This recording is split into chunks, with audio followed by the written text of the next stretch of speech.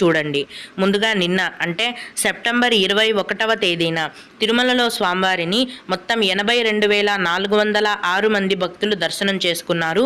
అందులో స్వామివారికి మొత్తం 31,151 మంది భక్తులైతే తలనీలాలను సమర్పించారండి. నిన్నటి రోజున తిరుమలలోని శ్రీవారి హుండీ యొక్క ఆదాయం అనేది 3,68,00,000 రూపాయలు.